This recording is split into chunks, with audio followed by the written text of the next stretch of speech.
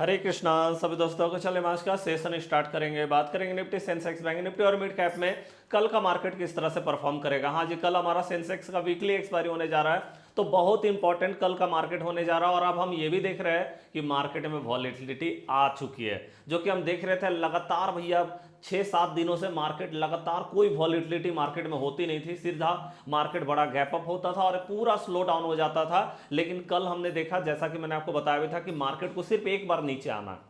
एक बार मार्केट नीचे आएगी, मार्केट को लिक्विडिटी मिल जाएगा, वॉलेटिलिटी मार्केट का बढ़ जाएगा। और वही चीज हुआ। और आज भी हमने देखा कि मार्केट में वॉलेटिलिटी तो थी, बेहतरीन वॉलेटिलिटी मार्केट में देखने को मिला। तो अब हम देखते हैं कि कल के लिए मार्केट में क्या जो है मोमेंटम हो सकता है, मार्केट कहां पे ओपन होगा। ये हमारे लिए बहुत इंपॉर्टेंट है कि क्या मार्केट गैप अप आएगा या मार्केट गैप डाउन आएगा, वो भी हम यहां पे बात कर लेंगे, है ना। और गैप अप के साथ में क्या करना है, गैप डाउन के साथ में क्या, कौन सा लेवल इंपॉर्टेंट होगा, क्या सेटअप होगा, क्या साइकोलॉजी होगा, वो तो बात करेंगे। लेकिन हो सकता है मार्केट अगर एकदम से फ्लैट ओपन हो जाए तो उसका क्या चांसेस है, और वहां से हम किस तरह से लेवल देखेंगे, कैसे हम मार्केट में एग्जीक्यूट करेंगे, पूरा डिटेल में एक एक चीजों को बारीकी से बताऊंगा। तो पूरा वीडियो को जरूर देखिएगा, और वीडियो अच्छा लगेगा तो प्लीज लाइक करके कमेंट करके हमारा उत्साह बढ़ाइए। चैनल को सब्सक्राइब नहीं किया तो सब्सक्राइब करके बेल आइकन दबा दीजिए।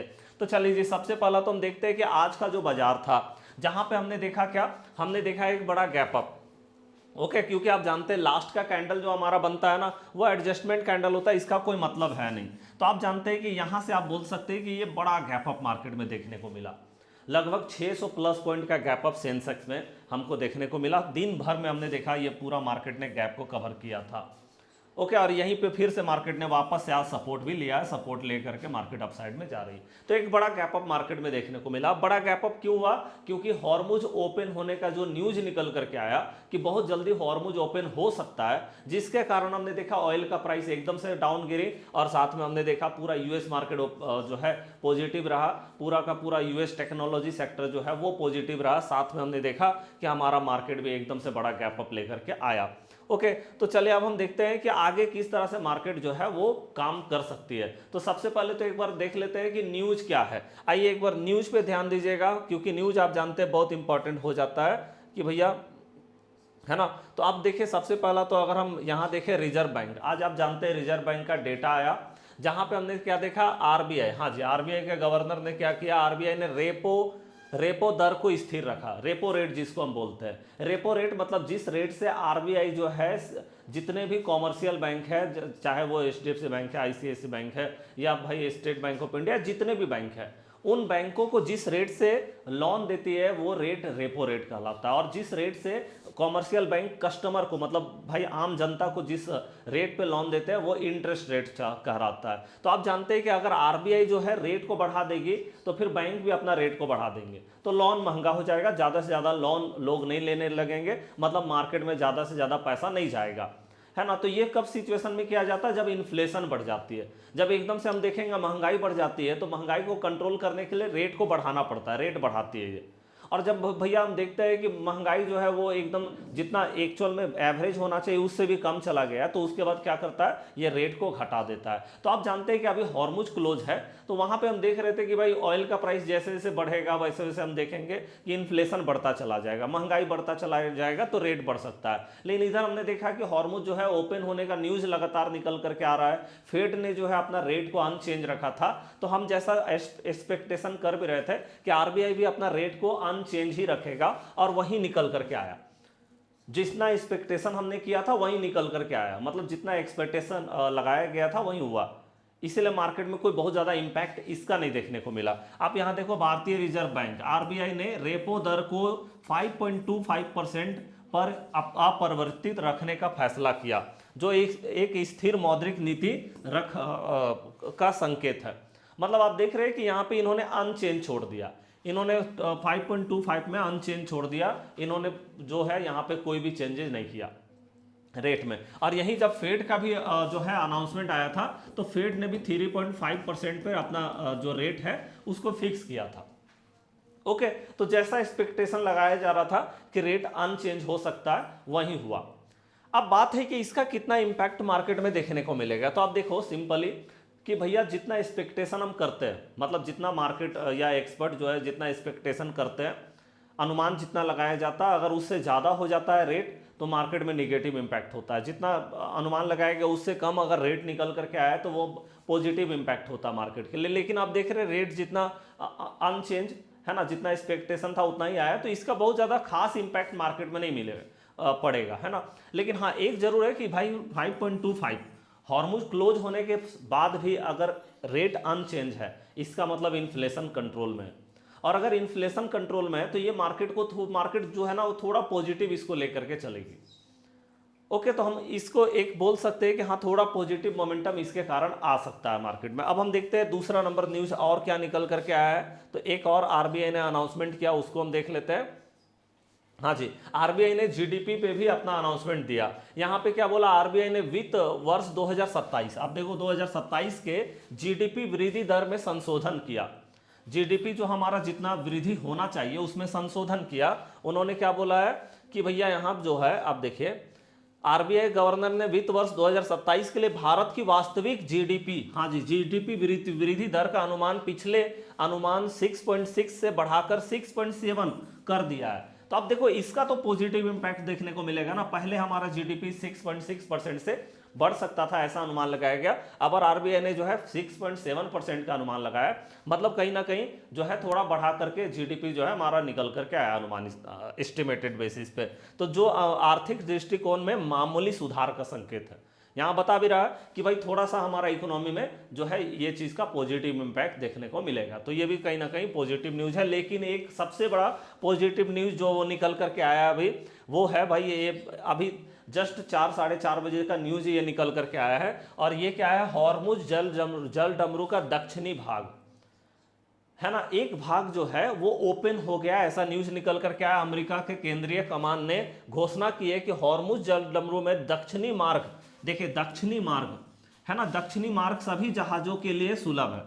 मतलब सभी जहाजों के लिए भैया खुल गया है ना, वहां से अब आराम से शिप जो है वहां से जा सकता है। दक्षिणी भाग यहाँ पे खुल गया है, जो वैश्विक समुद्री व्यापार और ऊर्जा आपूर्ति श्रृंखलाओं के लिए एक महत्वपूर्ण विकास है। तो अब देखो हमने आपको बताया भी था कि कल जो है ना, मतलब आज जो मार्केट एकदम से गैप अप लेकर के आया हमारे इंडियन मार्केट, इसके पीछे सबसे बड़ा जो न्यूज़ था वो यही था कि हॉर्मुज जो है वो ओपन होने वाला है।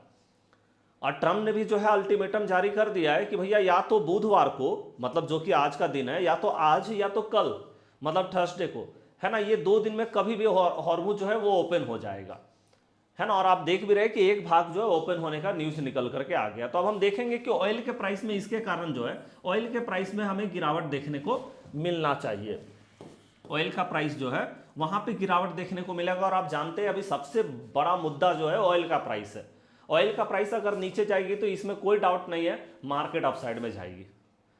ओके, क्योंकि सबसे इंपॉर्टेंट मैटर जो है अभी ऑयल का हुआ है। तो ऑयल अगर नीचे जाती है तो इसमें कोई डाउट नहीं है मार्केट का जो मोमेंटम होगा वो अपसाइड में जाने के लिए रेडी है। तो कहीं ना कहीं अभी तक तो हमारे पास पॉजिटिव न्यूज है, कल मार्केट गैप अप लेकर के आ सकती है। और अगर पूरा का पूरा जो है जिस तरह से हम देख भी रहे हैं कि ईरान और ओमान के बीच में भी जो है डील चल रहा है, अगर वो दोनों के बीच में डील फाइनल हो जाता है, क्योंकि आप जानते हैं हॉर्मुज जल डमरू जो है वो दोनों का अधिकार है। ईरान का ज़्यादा अधिकार है, ओमान का कम है, लेकिन दोनों का अधिकार है। तो दोनों को मिल करके कहीं ना कहीं एक डील कर रहे हैं कि किस तरह से हॉर्मुज को ओपन किया जाए। अगर ये हॉर्मुज ओपन का या डील का भी कुछ न्यूज निकल करके आए तो मार्केट एक और बड़ा गैप अप लेकर के आ सकती है। तो चलिए अभी तक हम देख रहे हैं कि एक पॉजिटिव न्यूज निकल करके आया हुआ हमारे इंडियन मार्केट के लिए।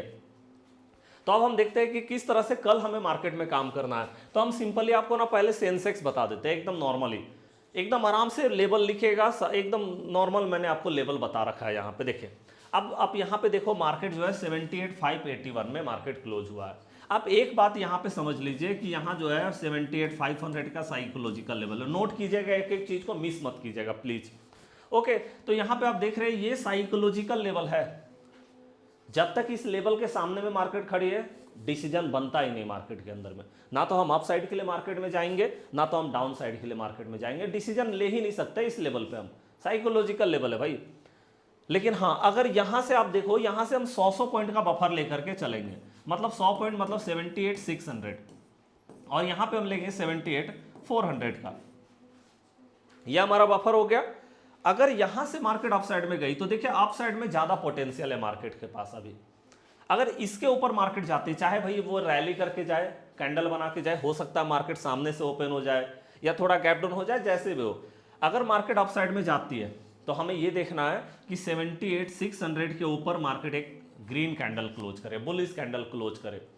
एक कैंडल अगर क्लोज हो गया है ना, तो उसके बाद बहुत, क्योंकि हम जानते हैं कि अपसाइड में बहुत इंपॉर्टेंट, मतलब अभी मार्केट का ना अपसाइड का मोमेंटम बहुत अच्छा है, बायर जो है पूरी तरह से कंट्रोल कर रहे हैं मार्केट को। तो अपसाइड में अगर एक भी ग्रीन कैंडल बन गया यहाँ पे, तो हमारे पास मोमेंटम हो जाएगा। और मोमेंटम क्या होगा कि हम आराम से यहाँ से एक नंबर, जो पहला नंबर टारगेट लगा सकते हैं वो 78,922 का लेवल है।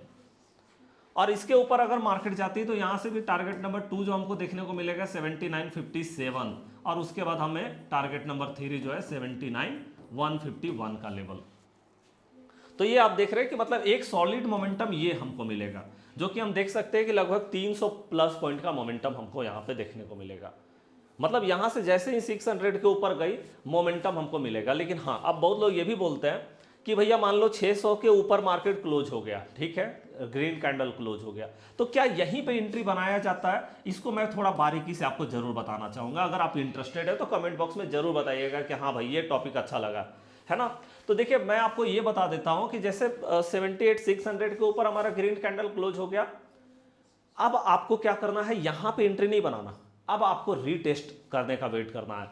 आइए रीटेस्ट करने का वेट कीजिए कि भैया ठीक है, यहां पे ग्रीन कैंडल क्लोज हो गया ना, रीटेस्ट करने दीजिए मार्केट को एक बार। जब मार्केट वापस इस लेवल पे आती है तो यहां पे आप अपना देख लो, जो भी आप अपना प्रीमियम को सेलेक्ट करके रखे हो, यहां पे भैया जो भी प्राइस होगा यहां पे आपको वापस से जब रीटेस्ट करेगी मार्केट तभी लेना है। हो सकता है मार्केट थोड़ा और ऊपर चला जाए, थोड़ा और ऊपर चला जाए, लेकिन यहां एंट्री नहीं बनाएंगे भाई आप अपने।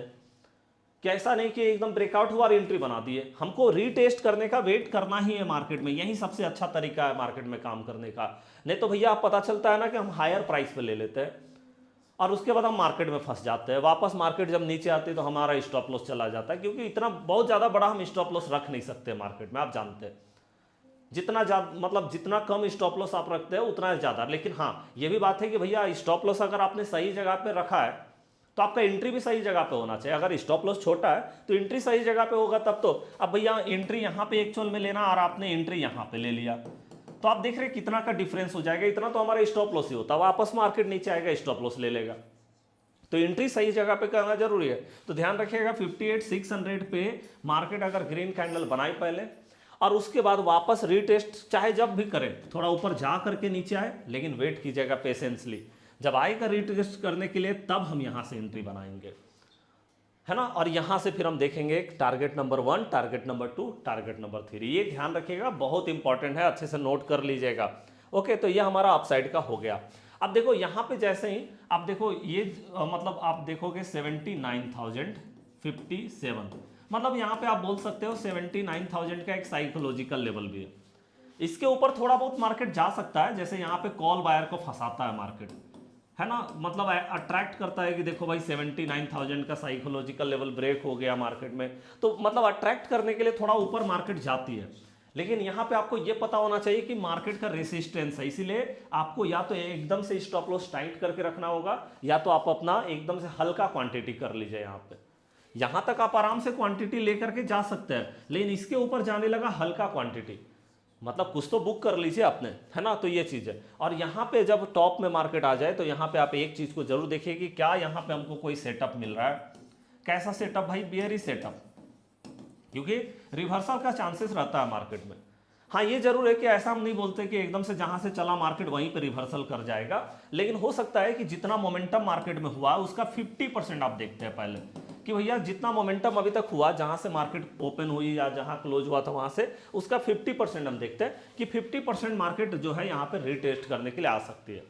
तो उसके लिए हम यहाँ पे क्या करते हैं, बेयरिश सेटअप देखते हैं। कुछ रिजेक्शन कैंडल हमको अगर मिल गया या कुछ प्लस टाइप का कैंडल 15 मिनट का टाइम फ्रेम में मिल गया तो यहाँ से हम बेयरिश होते हैं और 50% जितना मोमेंटम हुआ उसका 50% हम देखते हैं कि रीटेस्ट हो सकता है मार्केट में।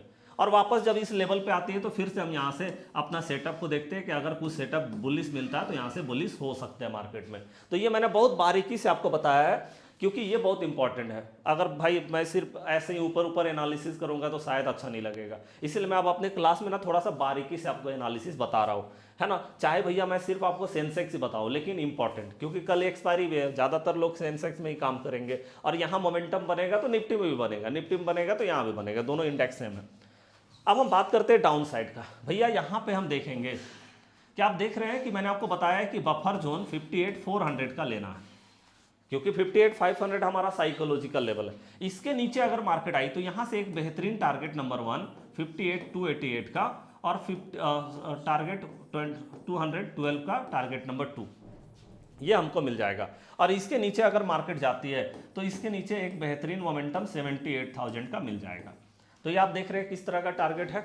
लेकिन आपको मैंने यहाँ पे भी बताया कि भैया यहाँ पे सिर्फ रेड कैंडल बने और एंट्री नहीं बनाना है, यहाँ पे हमको रीटेस्ट करने का वेट करना, वापस रीटेस्ट करने जाए तब एंट्री बनाएंगे और वहां से टारगेट लेंगे यहाँ पे। और इसके नीचे आने लगे तो यहाँ पे आपको पता होना चाहिए कि यहाँ पे थोड़ा मार्केट फंस सकता है। अगर इसके नीचे निकल जाता है तब तो अच्छी बात है, लेकिन यहाँ पे मार्केट अगर देखो यहाँ से नीचे निकलता बिना रीटेस्ट होगी इस जगह पे, इस लेवल पे, तो एक बार मार्केट हो सकता है इसके नीचे जाए, तो आप इंतजार कीजिए कि क्या वापस यहाँ पे आ रहा है, और यहाँ पे आने के बाद अगर कोई बेयरिश सेटअप बनेगा तो हम यहाँ से फिर से यहाँ तक का टारगेट ले सकते हैं।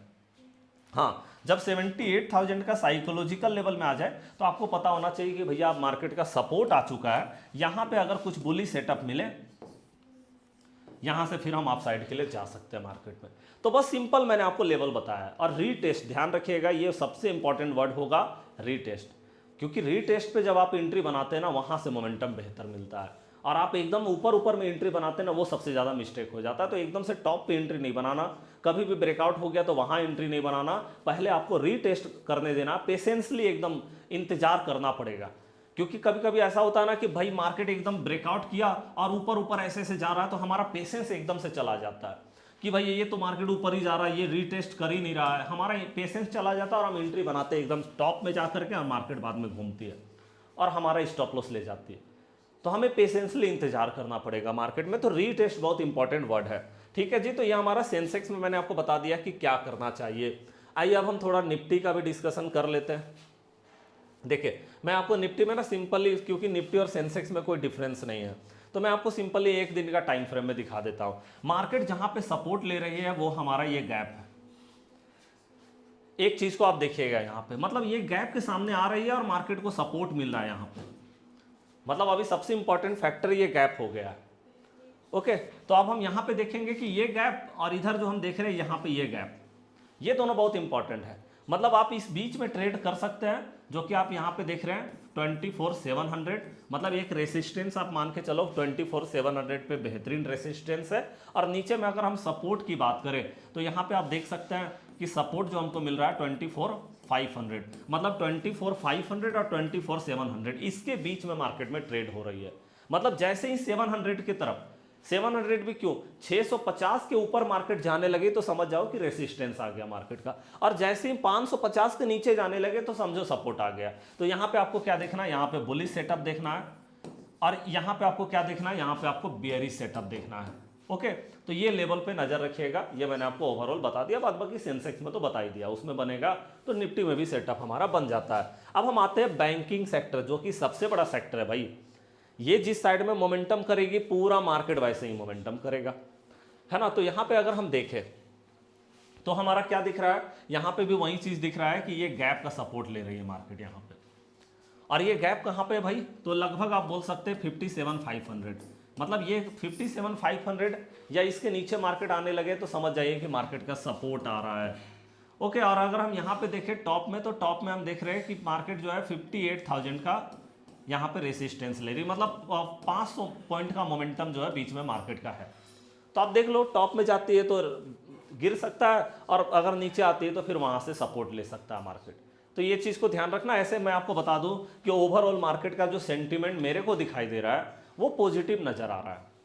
भले ही मार्केट थोड़ा लिक्विडिटी लेने के लिए नीचे आ रही है, लेकिन ये मार्केट लिक्विडिटी ले रही है, ये बहुत लंबा जाने वाली ऊपर, इसीलिए मार्केट नीचे आ रही है लिक्विडिटी लेने के लिए। तो ओवरऑल मेरे हिसाब से तो मार्केट अप साइड में दिखाई दे रहा है, बाई ऑन डिप रहने वाला है मार्केट में। थोड़ा भी मार्केट नीचे आती है तो बाई करना ज़्यादा बेहतरीन होने वाला है मार्केट में। ठीक है जी। चलिए उसके साथ में अगर हम आईटी सेक्टर की बात कर ले तो आईटी में क्या नजर आ रहा है, वन डे का टाइम फ्रेम में देख सकते हैं आईटी ने सबसे ज्यादा भगाया है भाई मार्केट को। तो आप देख सकते हैं आईटी में भी मेरे को ठीक ठाक नजर आ रहा है मार्केट ने टॉप में बहुत अच्छा अपने आप को सस्टेन किया। टॉप में सस्टेन हो रहा है मार्केट इस टॉप के सामने में, तो आप समझ सकते हैं कि टॉप में सस्टेन होने का मतलब मार्केट को गिरने का मूड नहीं है। नहीं तो आईटी सेक्टर में बहुत ज़्यादा प्रॉफिट बुकिंग हमेशा देखने को मिलता है। तो आईटी भी कहीं ना कहीं मेरे हिसाब से तो पॉजिटिव नजर आ रही है। तो चलिए आज का वीडियो कैसा लगा, लाइक करके कमेंट करके हमारा उत्साह जरूर बढ़ाइएगा। वीडियो कैसा लगा ये जरूर बताइएगा कमेंट बॉक्स में। मिलते हैं नेक्स्ट क्लास में, तब तक के लिए जय हिंद जय भारत।